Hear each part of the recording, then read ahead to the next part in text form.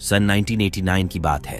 एक रोज आसमान में अचानक अजीब तरह के बादल छाने लगे। मीटियोरोलॉजिकल डिपार्टमेंट के विशेषज्ञों ने तुरंत देशवासियों को सूचित किया कि जर्मनी के उत्तरी पूर्वी इलाके, खासकर बर्लिन में मूसलाधार बारिश होने के आसार है। तेज हवाएं चलने वाली है। इसका प्रकोप 72 घंटों तक रहेगा। इसीलिए 3 दिन का राशन पानी जुटा ले और अपने घरों में ही सुरक्षित रहे। उसी एरिया के एक घर में हम निको नामी एक बच्चे को देखते हैं जो कि इस न्यूज को सुन रहा है। चूंकि नवासी का दौर है तो टीवी वगैरह देखने के लिए वही उसके छत पर पुराने एंटीने लगे हुए हैं। इतने में निको का मूड बना तो वो कैमरे को टीवी से कनेक्ट करके अपनी वीडियो रिकॉर्ड करने लगा। गिटार की आवाज सुन उसकी माँ भी देखने चली आई। असल में उनका नाइट शिफ्ट ड्यूटी था तो वो निको को जल्दी सोने को बोल कार लेकर वर्क पर चली गई। उनके घर के ठीक बाहर ही कार के अंदर एक महिला दिखी जो काफी टेंशन में लग रही थी। पता नहीं क्या माजरा था। तभी निको के पड़ोसी आपस में झगड़ने लगे। उनके चिल्लाने की आवाज इस रूम तक आ रही थी। निको भी उस तरफ चल पड़ा कि चलकर देखते हैं क्या माजरा है। दरवाजा खोलकर अंदर दाखिल हुआ तो देखा कि उसकी हिल्डा आंटी चित्त पड़ी थी तथा पेट से खून बह रहा था। निको ने उन्हें होश में लाने की कोशिश की मगर वो मर चुकी थी। उसकी आवाज सुन हिल्डा के पति एंजल प्रिएटो ने निको को देख लिया। उनके हाथों में चाकू देख निको डरकर भाग खड़ा हुआ मगर शायद आज उसकी किस्मत में मौत ही लिखी थी। कार वाले ने उसे इतनी बुरी तरह टक्कर मारा कि उसकी ऑन द स्पॉट डेथ हो गई। निको का दोस्त एटर भी भागा भागा आया मगर उसका दोस्त तो कब का जा चुका था। हिल्डा के पति प्रीटो को पुलिस पकड़ ले गई। इस घटना के 25 साल बाद निको के इस घर में एक नई फैमिली रहने आई जिसमें वेरा रॉय, उसके पति डेविड और उनकी बेटी ग्लोरिया थे। ये घर इन्होंने खरीद लिया था और आज उनका इस घर में पहला ही दिन था। रेनोवेशन का भी काम शुरू हो चुका था। दूसरी तरफ हम उस लेडी को देखते हैं जो 25 साल पहले कार में बैठे बैठे काफी परेशान थी। असल में वो निको के बेस्ट फ्रेंड एटर की माँ क्लैरा है। निको तो बेचारा बचपन में ही निपट गया मगर उसका बेस्ट फ्रेंड एटर बड़ा होकर पायलट बन चुका है। आसमान में घनघोर बादल छाए हुए हैं। क्लारा ने कुछ इसी अजीब तरह के बादलों का जमावड़ा तथा बिजली का चमकना 25 साल पहले देखा था। न्यूज वगैरह में भी ये बात आने लगी कि इतिहास अपने आप को दोहरा रहा है। ऐसा तूफान 25 साल पहले 89 के दशक में आया था। उस तूफान में बर्लिन की दीवार गिर गई थी। लोगों को 72 घंटे संभलकर सुरक्षित अपने घरों में रहना होगा। क्लारा के साथ कुछ तो हुआ था उस रात, इसीलिए उस रात की बात जहन में आते ही उसका चेहरा उतरा हुआ था। माँ को बाय बोल एटर अभी ड्यूटी जाने के लिए निकला ही था कि तभी उसकी मुलाकात वेरा से हो गई। दोनों अच्छे दोस्त थे और अब तो खैर पड़ोसी भी बन चुके हैं। इसी नए घर की खुशी में वेरा ने उसे और उसकी मम को डिनर पर इनवाइट किया। फिर वो नर्स की ड्यूटी निभाने हॉस्पिटल पहुंच गई। मतलब पेशे से वो नर्स थी जिस मरीज को ये स्ट्रेचर पर लेटाकर ऑपरेशन रूम ले जा रही है। डॉक्टर फेल उनकी खोपड़ी खोलने वाले हैं। बेचारा ऑपरेशन की वजह से परेशान तो था ही, ऊपर से इन दोनों की बकचोदी से और परेशान हो उठा। उसके मन में एक डर ये भी था कि कहीं उसकी खोपड़ी किसी गलत हाथों में खुल गई तो उसका तो काम ही तमाम हो जाएगा। ऑपरेशन वगैरह निपटा के वेरा ग्लोरिया को पिक करने उसके स्कूल पहुंची। ग्लोरिया ने पहले ही दिन एक फ्रेंड भी बना ली थी जिसका नाम था ग्रेटा। ग्रेटा की मम मिरांडा उन्हीं के स्कूल में टीचर थी। वेरा की भी उनसे जान पहचान हो गई जिसके बाद ये घर लौट आए। डेविड भी ड्यूटी से आ चुका था। लाइब्रेरी की कलेक्शन के लिए ये बुक छाट बीन रहे थे। तभी इन्हें एक फोटो मिला जिसमें डेविड अपने पुरानी गर्लफ्रेंड के साथ था। उससे ब्रेकअप होने के बाद ही वेरा डेविड के लाइफ में आई थी। यहीं पर एक कपट के अंदर इन्हें एक पुराना टीवी कैमरा तथा 89 के दशक के कुछ टेप्स मिले। इंसान जिज्ञासु तो होते ही है। इन्हें भी जानने की इच्छा हुई कि इन कैसेट्स में क्या है। टीवी को पावर वगैरह देकर एक टेप को प्ले किए। ये वही टेप था जो 25 साल पहले आज ही के दिन निको ने रिकॉर्ड किया था। इसे पूरा देखने के बाद डेविड टेप निकाल लिया ताकि दूसरा टेप लगाकर प्ले कर सके। इतने में जोरदार बिजली तड़पी और टीवी अपने आप ही चल पड़ी। ये देख वे दोनों दंग रह गए क्योंकि टीवी में ना ही तो कोई केबल कनेक्शन था और ना ही कैमरे में कोई टेप। खैर जो भी हो, इसे इग्नोर कर वो डिनर करने पहुंचे क्योंकि आज एटर और उसकी मम भी डिनर पर आने वाले थे। डेविड ने उनको ये बात बताई कि उनके स्टोर रूम में एक पुरानी टीवी तथा कुछ टेप्स मिले जिसमें एक बच्चा गिटार वगैरह बजाकर गाना रिकॉर्ड कर रहा था। जब ये टेप चेंज करने गए तो अपने आप ही टीवी में 25 साल पुरानी न्यूज चलने लगी। उसे देख डेविड को लग रहा था कि वो टाइम ट्रेवल करके 89 के दशक में पहुंच गया है, जिस पर एटर ने बताया कि टेप में जो लड़का गिटार बजाते हुए दिखा असल में वो उसका बेस्ट फ्रेंड निको था। उसने अपने पड़ोसी एंजल प्रीटो को अपने ही पत्नी का खून करते हुए देख लिया था। वहां से जान बचाकर भागा तो जाकर कार से टकरा गया और वही उसकी मौत हो गई। अगली सुबह एक और घटना घटी। इनके स्कूल की घड़ी पर बिजली भी गिर गया था जिससे पूरे स्कूल की लाइन खराब हो गई थी और स्कूल एक हफ्ते तक बंद रहा। जब भी उस समय की बात होती तो पता नहीं क्यों क्लारा के हाव भाव बदल जाते थे। वो एटर को जानबूझकर चुप कराने लगी कि उसकी बातों से बच्ची डर रही है, मगर बात तो कुछ और ही थी। उनके जाने के बाद डेविड ने इंटरनेट पर सर्च किया तो पता चला कि एंजल प्रिएटो को उसकी करतूत के लिए आजीवन कारावास हुआ था, मगर सजा के तीसरे महीने में ही उसने जेल के अंदर अपने आप को खत्म कर लिया था। एंजल प्रिएटो का आर्टिकल वगैरह पढ़कर जब ये सो गए तो इनके सोने के बाद टीवी फिर से अपने आप ही चलने लगा। आसमान में लगातार बिजलियां चमक रही थीं। टीवी की आवाज सुन वेरा जग गई तथा बिना देरी किए उस ओर गई तो देखी कि टीवी में वही 25 साल पुराना न्यूज चल रहा था। इससे पहले कि टीवी ऑफ कर दी, फिर से जोरदार बिजली चमकी, जिसके अगले ही पल निको टीवी में नजर आने लगा। उसने कैमरा सेट किया, खाली टेप रिकॉर्ड करने के लिए कैमरे में लगाया। सेम वही रिकॉर्डेड टेप वेरा के हाथों में था। इतने में निको की माँ भी आ गई और उसे जल्दी सोने को बोल ड्यूटी पर चल दी। तभी निको ने टीवी पर वेरा को देखा। ऐसा लग रहा कि दोनों एक दूसरे को देख पा रहे हैं। निको ने उधर से पूछ भी लिया कि क्या आप मुझे देख सकती है। वेरा ने हामी तो भरी, मगर दोनों सरप्राइज थे कि ये सब हो कैसे रहा है। तभी निको के पड़ोसी एंजल प्रिएटो और उनकी वाइफ आपस में लड़ने लगे। वेरा जानती थी कि अगर निको बाहर गया तो मारा जाएगा, जैसा कि एटोर ने आज डिनर पर ही बताया था। उसने तुरंत नेट पर उसके डेथ की आर्टिकल भी दिखाई ताकि वो बाहर ना जाए, और ये भी बताई कि वो फ्यूचर से बोल रही है। पर निको को ये कोई ट्रिक लग रहा था। यकीन दिलाने के लिए उसने बताया कि कल सुबह निको के स्कूल की घड़ी पर बिजली गिरेगी, जिस कारण स्कूल बंद रहेगा। फिर भी उसने एक नहीं सुना और बाहर भाग गया। तब तक समय का हेर फेर हो चुका था। कार आई और निकल भी गई। निको को कुछ नहीं हुआ। अगली सुबह स्कूल गया तो देखा कि वो फ्यूचर वाली लेडी सही ही बोल रही थी। सच में स्कूल के घड़ी पर बिजली गिरा था, जिससे स्कूल की लाइट खराब हो चुकी थी। जब तक मौसम सही तथा लाइट ठीक नहीं हो जाता, एक हफ्ते के लिए स्कूल बंद कर दिया गया। दूसरी तरफ वेरा की आंख खुली तो वो हॉस्पिटल के बेड पर थी। एक नर्स उसे ऑपरेशन थिएटर में बुलाकर चली गई। उसके पीछे वेरा भी वहां पहुंची तो उस बूढ़े शख्स को दोबारा देख हैरत में पड़ गई, क्योंकि इनका ऑपरेशन तो हो चुका था, बताया उसने। तब उसके सहयोगी डॉक्टर ने बताया कि इनका ऑपरेशन डॉक्टर वेरा ही करने वाली है, पर वो तो नर्स है, फिर सब उसे डॉक्टर वेरा कह के क्यों बुला रहे हैं। वेरा को कुछ समझ नहीं आ रहा था कि माजरा क्या है। वो भागी भागी ग्लोरिया को देखने स्कूल पहुंची। उसकी दोस्त ग्रेटा को पता ही नहीं था कि ग्लोरिया कौन है, और तो और ग्रेटा की मम भी ना तो किसी ग्लोरिया को जानती थी और ना ही वेरा को पहचान रही थी।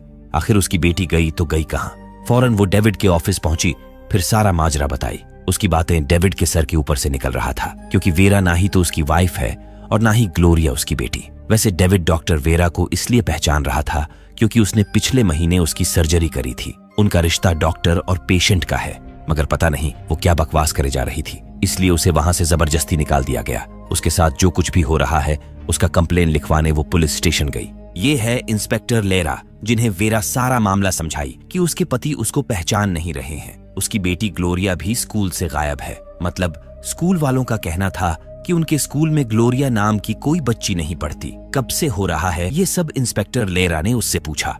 ये बात कल रात की ही है। अपने पड़ोसी एटोर को वो डिनर पर बुलाए थे। उसके जरिए पता चला कि इनके इस नए घर में निको नाम का लड़का रहता था, जिसका एक्सीडेंट की वजह से मौत हो गई। फिर देर रात को वो निको के पास्ट को टीवी में देखती है। उसे रोकती है कि अगर वो बाहर गया तो मर जाएगा। इतने में कुछ अजीब चीज हुई, जिसके बाद से उसे कुछ याद नहीं। इस बयान के आधार पर इंस्पेक्टर लेरा ने वेरा के बारे में पता किया। वेरा ने उसे अपने नए घर का पता बताया। छानबीन से पता चला कि वेरा झूठ बोल रही है, वहां तो कोई और ही रहता है। यही नहीं, डेविड और वेरा की शादी कभी हुई ही नहीं। जिस बेटी की वो बात कर रही है उसका जन्म प्रमाण तो मिलना चाहिए, वो भी नहीं मिला।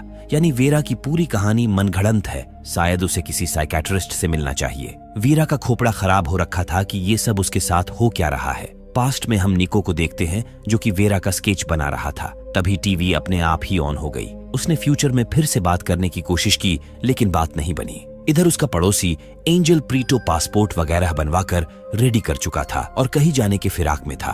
कुछ देर बाद कार लिया और सीधे बूचड़ खाने पहुंचा। ये बूचड़ खाना उसी का था। वही निको ने रात को उन्हें लड़ते देखा था। उसके मन में कुछ डाउट थे, जिन्हें क्लियर करने वो हिल्डा आंटी के पास गया। डोरबेल बजाने के बाद भी जब उन्होंने दरवाजा नहीं खोला तो वो कांच तोड़कर अंदर दाखिल हुआ। दूसरी तरफ प्रिएटो मिट काटने वाली मशीन कुछ ग्लव्स वगैरह लेकर बूचड़ खाने से निकल चुका था तथा घर पहुंचने ही वाला था।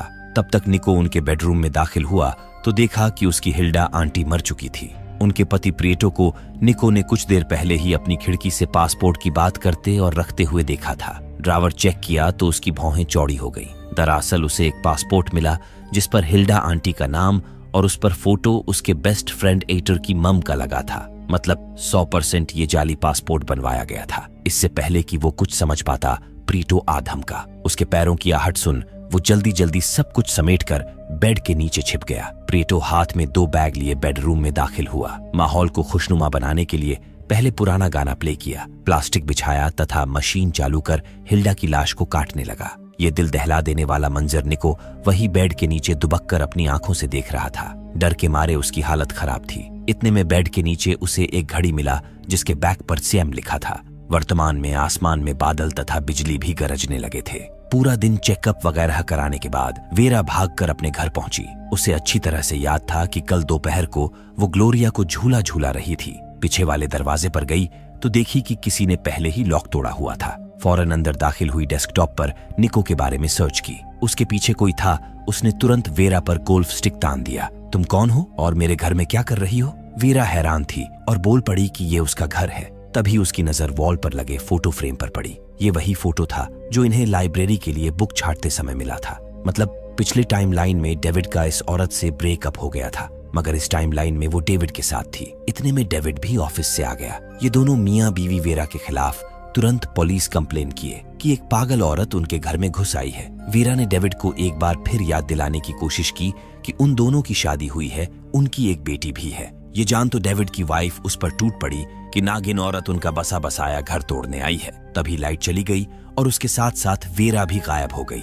ये दोनों मियां बीवी अचंभित थे कि अचानक वो गायब कैसे हो गई। असल में वो मौका पाते ही बाहर निकल चुकी थी। बाहर उसे एटर की मम और एंजल प्रिएटो एक साथ दिखे, जबकि पिछली रात को ही डेविड ने आर्टिकल में पढ़ा था कि प्रिएटो को अपनी पत्नी को मारने के लिए आजीवन कारावास हो गया था। फिर उसने जेल में ही अपने आप को खत्म कर लिया था, मगर वो तो अभी भी जिंदा है। वीरा का दिमाग हैंग हो चुका था। यहाँ से कहानी एक बार फिर से पीछे जाती है। अपने पत्नी की लाश को शूटकेस में भरने के बाद प्रीटो घर से निकलने ही वाला था कि तभी फोन की घंटी बजी। कोई अनजान लेडी थी जो प्रीटो के घर के बाहर से फोन कर रही थी। दरअसल उनकी घड़ी प्रीटो के बेड के नीचे गिर गया था। प्रीटो ने चेक किया तो घड़ी वहां से गायब थी और वो लेडी कोई और नहीं बल्कि एटर की मम थी। प्रीटो और उनके बीच कुछ तो लफड़ा चल रहा था। खैर जो भी हो, वर्तमान में एटर ड्यूटी से घर लौट रहा था। तभी अचानक अपने कार में किसी अनजान लेडी को देख घबरा कर गाड़ी रोक लिया। कौन हो तुम और मेरी कार में क्या कर रही हो? वीरा ने एक सुर में उसके खर खानदान सबके बारे में बता दिया। वैसे तुम मुझे और मेरे परिवार को कैसे जानती हो? साल 2001 की बात है। दोनों एक ही ट्रेन पकड़कर ड्यूटी जाया करते थे। ऐसे ही उनमें जान पहचान फिर दोस्ती हो गई। साथ में घूमने फिरने भी लगे। एक रोज वो मूवी देखने गए जहां पर एटर ने उसे डेविड से मिलवाया। वही दोनों को प्यार हो गया और आगे चलकर शादी भी कर लिए। मगर वेरा को ये बात समझ नहीं आ रहा था कि एटर के साथ उसका कनेक्शन कैसे टूटा। इस टाइमलाइन में वो एटर से नहीं मिली, इसलिए डेविड से भी नहीं मिल पाई। यही वजह है कि अर्सुला ने डेविड से शादी कर लिया। एटर को उसकी बातें पल्ले नहीं पड़ रहा था, इसलिए उठकर चल दिया। इतने में वेरा उसके दोस्त निको के बारे में पूछने लगी कि अब वो कहाँ है। बचपन में निको ने अपने पड़ोसी एंजल प्रीटो को उनकी वाइफ हिल्डा को जान से मारते हुए देख लिया था।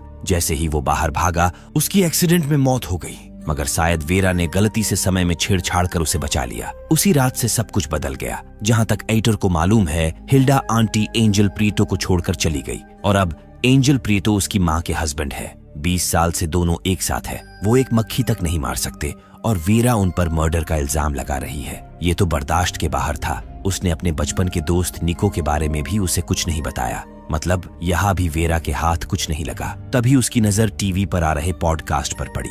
ये कैरन सार्डन थी। इन्होंने 20 साल पहले ही अपनी किताब के जरिए दुनिया को बता दिया था कि 1989 में जिस तरह का तूफान आया था और बर्लिन की दीवार गिर गई थी, सेम वैसा ही तबाही भविष्य में भी आएगा। उनके भविष्यवाणी के मुताबिक तूफान में बर्लिन की दीवार गिर चुकी है। आपने ये भविष्यवाणी कैसे किया? जिस पर कैरन ने बताया कि उनके पास एक औरत आई थी। उनके बेटे ने एक टीवी के जरिए भविष्य को देखा था और भविष्य की एक लड़की से बात भी किया था। कैरन को लगा कि ये सब उस बच्चे के दिमाग का मतिभ्रम होगा। जिस पर कैरन ने ऐसे ही मिराज नाम की काल्पनिक बुक लिख दी। मगर 25 साल बाद उस लड़के का कहा हर एक बात सच हो रहा है, जो कि वाकई में दिलचस्प है। इधर इंस्पेक्टर लीरा भी डेविड के कंप्लेन करने के बाद वीरा को पकड़ने आ पहुंचा था। वीरा ने उसे बताया कि कैरन सार्डन भविष्य की जिस लड़की की बात कर रही है और ये बात उन्होंने अपनी बुक में भी लिखी है, वो लड़की कोई और नहीं बल्कि वेरा है। अब तो लेरा को समझ जाना चाहिए कि वो सच बोल रही है। फिर क्या था, दोनों प्रोफेसर कैरन सार्दोन से मिलने पहुंच गए। वेरा ने उनको बताया कि उनकी बुक में जिस भविष्य वाली लड़की का जिक्र है वो वही है। असल में उसे निको से मिलना है, क्योंकि एक वही है जो निको का पता जानती होंगी। वैसे कैरन अपनी बुक लिखने से पहले काफी बार निको की मॉम से मिली, मगर वो बाहर मिलते थे, इसीलिए उन्हें निको के एड्रेस का कोई आइडिया नहीं है। अगर पास्ट से फिर से कनेक्शन जोड़ना हो तो क्या करना होगा? कैरन ने बताया कि उसी तरह का मौसम तथा वही टीवी कैमरा उसी पावर सप्लाई के साथ होना चाहिए। अगर तूफान बीच में थम गया तो पास्ट से कनेक्शन कट हो जाएगा। 72 घंटे में से अब सिर्फ 20 घंटे ही शेष बचे थे। जो करना है इसी 20 घंटे के अंतर्गत करना होगा। वीरा ने लेरा से मदद मांगा कि किसी तरह वो डेविड को मनाकर उस टीवी तथा कैमरे का उसी पावर कनेक्शन के साथ जुगाड़ करा दे, मगर इसके लिए तो वारंट की जरूरत होगी। जज इस टाइम ट्रेवल वाली कहानी पर तो वारंट देने से रहे, अगर कोई स्ट्रॉन्ग प्रूफ हो तभी बात बन सकती है। इतने में वेरा को याद आया कि एंजल प्रीटो ने कबूल किया था कि वो अपनी पत्नी हिल्डा को मारकर अपने बूचड़खाने में दफनाने वाला था, मगर उससे पहले ही वो पकड़ा गया। जहां तक वर्तमान की बात है, वेरा ने निको को बचाकर सब कुछ बदल दिया था। ये वेरा के कहने पर बूचड़खाने का चप्पा चप्पा छान मारे। आखिरकार खोजी कुत्तों ने उस शूटकेस को ढूंढ निकाला जिसमें हिल्डा की लाश थी। वही इंस्पेक्टर लेरा को समझ नहीं आ रहा था कि अगर वाकई में कोई रास्ता है जिससे उसने अपना अतीत बदल दिया और दूसरी टाइमलाइन में चली आई, तो उसे अतीत की बातें याद कैसे है। वीरा के पास इसका कोई जवाब नहीं था। तभी जज ने लेरा को बुलाया। असल में उन्हें लाश को डीएनए टेस्ट के लिए भेजना था, ताकि मालूम हो सके कि ये लाश हिल्डा वेश की है भी या नहीं। वेरा भी शक के दायरे में आ चुकी थी कि इस लाश के बारे में उसे कैसे पता। अगले ही पल कार रोक लेरा ने सभी यूनिट्स को खबर किया कि वेरा रॉय भाग गई है। फिर उसे एक पता लिख कर दिया। लेरा इससे ज्यादा उसके लिए कुछ नहीं कर सकता, बताया उसने। अब सब कुछ वेरा के ऊपर था। पता लेकर वो होटल के उस कमरे तक पहुंची, फिर दस्तक दी। सामने उसके साथ काम करने वाली नर्स मोनिका थी। वेरा ने बताया कि वो निको को ढूंढ रही है। उसे इसी होटल का पता और रूम नंबर दिया गया है, मगर मोनिका ने उन्हें अंदर आने से मना कर दिया, क्योंकि ये उसकी प्राइवेसी का सवाल है। वो किसी के साथ हो, वेरा को उससे क्या मतलब। वीरा उसकी एक नहीं सुनी और धड़धड़ाते हुए बेडरूम तक पहुंची तो सन्न रह गई। डेविड उस नर्स के साथ था। तो बात ऐसी है कि जब डेविड वेरा रॉय से ट्रीटमेंट लेने और सर्जरी कराने के लिए एडमिट हुआ था, वहीं पर मोनिका को डेविड से प्यार हो गया। पर डेविड की ट्रीटमेंट वाली बात वेरा को याद ही नहीं थी कि उसने डेविड का ऑपरेशन कब किया, बल्कि उसे नवासी की बात अच्छी तरह याद है जब डेविड और उनकी बेटी एक साथ थे। जो भी हो, वेरा उसे ब्लैकमेल करने लगी कि अगर वो उसे निको तक नहीं पहुंचाया तो उसकी काली करतूत वो उसकी पत्नी उर्सुला को बता देगी। डेविड बैंक में काम करता है तो उसके लिए ये ज्यादा मुश्किल नहीं होने वाला था। दूसरी तरफ हिल्डा मर्डर केस में एंजल प्रीटो, उनकी पत्नी क्लारा और क्लारा के भाई को पकड़ लिया गया। क्लारा का बेटा एटर काम से कहीं दूसरे शहर गया था। पुलिस स्टेशन ले जाकर इनसे पूछताछ शुरू हुई। तो बात ऐसी है कि सन 1989 के पुलिस रिकॉर्ड के मुताबिक उनके पड़ोसी निको लासार्ते ने 11 नवंबर को एंजल प्रीटो के ऊपर उनकी पत्नी के मर्डर का आरोप लगाया था, मगर उस घटना को वो टाइम ट्रैवल से जोड़ रहा था, इसीलिए उसकी बातों पर किसी ने भरोसा नहीं किया और प्रीटो अपनी चाल में कामयाब हो गया। मगर इतने सालों बाद अब निको की सारी बातें सच हो रही है। जैसा कि रिपोर्ट में लिखा है कि 9 नवंबर को उनकी पत्नी हिल्डा अपने किसी दोस्त से मिलने जाने वाली थी। शायद बर्लिन की दीवार गिरने और मौसम के मिजाज को देख वो लौट आई, जिसके बाद प्रीटो ने उनका खून कर दिया। क्यों किया ये बात वो पुलिस से अब भी छिपा रहा था। उस दिन हिल्डा के जाने के बाद प्रीटो ने अपनी प्रेमिका क्लारा को कॉल किया। दोनों घर पर मिले। फिर प्रीटो ने उसे यकीन दिलाया कि जल्द ही वो हिल्डा से सब कुछ बताकर डिवोर्स ले लेगा, फिर उन्हें छिप छिप कर मिलना नहीं पड़ेगा। इतने में हिल्डा लौट आई,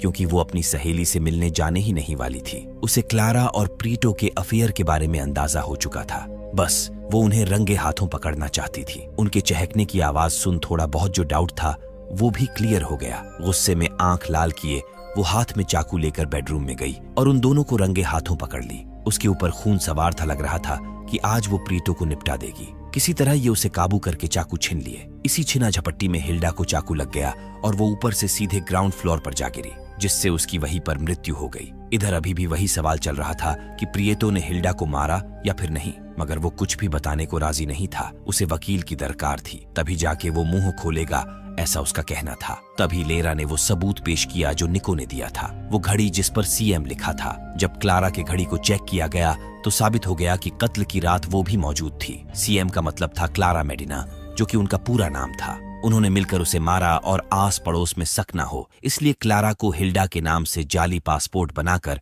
उसे कुछ दिन के लिए जर्मनी भेज दिए ताकि रिकॉर्ड में आ जाए कि हिल्डा प्रीटो को छोड़ अपने बॉयफ्रेंड के साथ जर्मनी चली गई। पुलिस वालों को भी जांच में यही पता चला कि वो जर्मनी चली गई। पुलिस ने निको के भविष्य वाली कहानी को मनगढ़ंत करार दिया। ऊपर से उस पर घड़ी चोरी करने का इल्जाम भी लगा। हालांकि प्रियतो ने उसे बच्चा समझकर कंप्लेन वापस ले लिया। घड़ी लेकर प्रियतो ने क्लारा को लौटा दिया, जिसके बाद निको और उसकी मां वहां से कहीं और चले गए।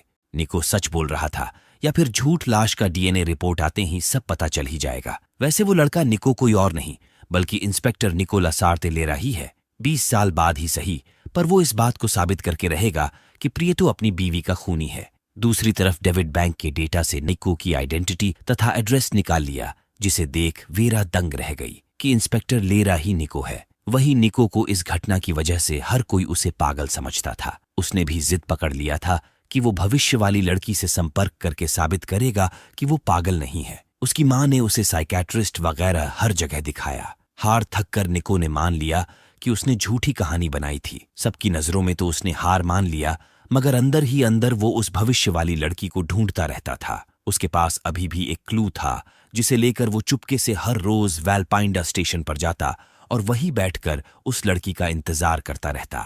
इस प्रोसेस में सालों बीत गए। फिर एक दिन वो हुआ जिसे उसको बरसों से इंतजार था। उसकी भविष्य वाली लड़की उसके सामने थी, वो भी उसके हम उम्र की थी। इधर डेविड वेरा को निको के घर पहुंचा दिया और हिसाब किताब बराबर करके चलता बना। वेरा उस रूम में दाखिल हुई जहां पर निको की मां पहले से ही उसके आने का इंतजार कर रही थी। दरअसल निको ने ही अपनी मां को यहां भेजा था ताकि वो उसकी पास्ट लाइफ याद दिला सके। वॉल पर टंगे फोटोज इस बात के सबूत थे कि निको और वेरा रिलेशनशिप में है, मगर कुछ 2 दिन पहले ही वो अपनी प्रेजेंट लाइफ को भूल चुकी थी। कुछ देर बाद निको भी लौट आया, फिर वेरा से मिला, सब कुछ याद दिलाया, कन्वेंस करने की भी भरपूर कोशिश किया कि वो दोनों प्रेजेंट लाइफ में बहुत खुश थे। पर अचानक वो सब कुछ भूल गई। उसके पास्ट में क्या रखा है जब उनका फ्यूचर इतना ब्राइट है। दोनों इस लाइफ में बहुत खुश है। निको के साथ बिताए पल उसे याद तो आने लगे, फिर भी उसने डेविड और अपनी बेटी को चुना। उसके लिए वो दोबारा 1989 में जाना चाहती हैं। इसके लिए उसे वही टीवी और कैमरा चाहिए। निको को पहले से ही आभास था कि वो पास्ट में जाने के लिए उसी टीवी और कैमरे को ढूंढेगी। इसीलिए निको ने उसे चुराकर तोड़ डाला। यानी उस रात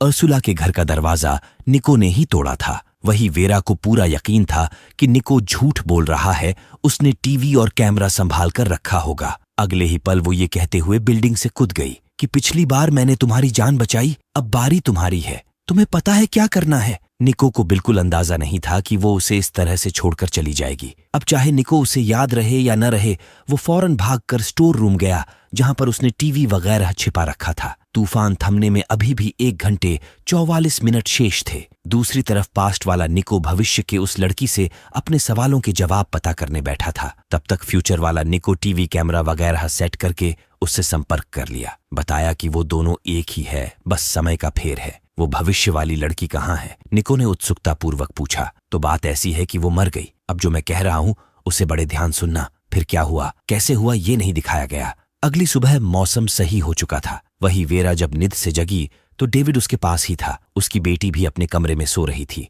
यानी वो अपनी पुरानी जिंदगी में लौट चुकी थी। सब कुछ पहले जैसा हो चुका था। एंजल, प्रीतो और क्लारा भी आजाद घूम रहे थे। वेरा का दिल नहीं भरा तो वो फिर से प्रीतो की बूचड़ खाने गई, वही खुदाई की जहां पर प्रीतो ने अपनी पत्नी हिल्डा को दफनाया था। लाश मिलते ही उसने सब कुछ पुलिस को बता दिया। शाम को इंस्पेक्टर लेरा भी यहां पहुंचे। वेरा को तो सब कुछ याद था, मगर इंस्पेक्टर लेरा यानी निको अपनी भविष्य की लाइफ और वेरा के साथ बिताए हुए पल सब कुछ भूल चुका था। मतलब वेरा उसके लिए अजनबी के सिवा कुछ भी नहीं थी। तो दोस्तों, ये थी कहानी मिराज की। वैसे हर बार कहना तो नहीं चाहिए, पर आप अपनी मर्जी से एक लाइक करके जाइएगा।